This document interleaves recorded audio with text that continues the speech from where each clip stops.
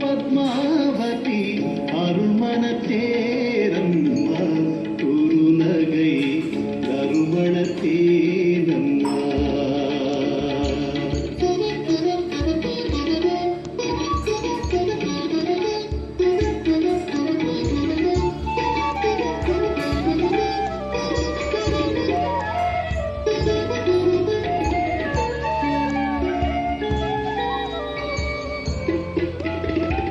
நினைவிலே தெளிவோ அறிவிலே ஒளியோ சந்நிதி இருளில் உன்னகை நிலவோ.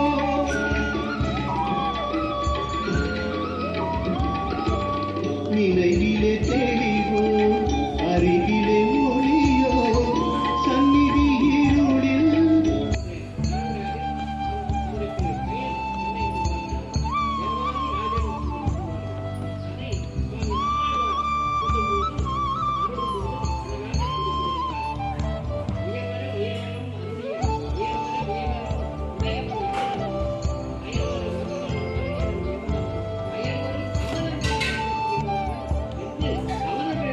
அதிபதி என்று குறிப்பிடுகின்ற நிலையிலே தேவர்களுக்கெல்லாம் அவன் தலைவனாக இருக்கின்றான், தேவாதி ராஜனாக விளங்குகின்றான். அப்படி தேவாதி ராஜனுடைய தேவிகா அவனுடைய தேவியாக விளங்குபவள் என்கின்ற நிலையிலே தேவ தேவிகா என்று அவள் அழைக்கப்படுகின்றாள். தேவனுடைய பெருந்தேவி. அதனால்தான் காஞ்சிபுரத்திலே இருக்கின்ற தாயாருக்கு பெருந்தேவி தாயார் என்று சொல்லுவார்கள். தேவனுடைய மனைவி தேவனுடைய மனைவியாக இருப்பதால் அவள் பெருந்தேவி என்று நம்மை அழைக்கப்படுகின்றார்.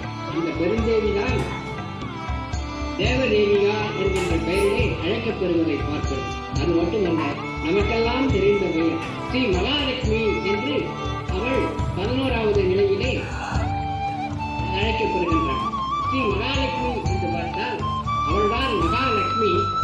அதுவும் ஸ்ரீ மகாலட்சுமி என்று அடைமொழியோடு அழைக்கப்படுகின்ற அவளுடைய மகாலட்சுமி என்றாலே அவளுடைய சிறப்பு, அவள் அருள் செய்கின்ற நிலை, இவைகளையெல்லாம் நமக்கு புலப்படுத்துகின்ற வகையிலே அவள் மகாலட்சுமி என்று அழைக்கப்படுகின்றாள்.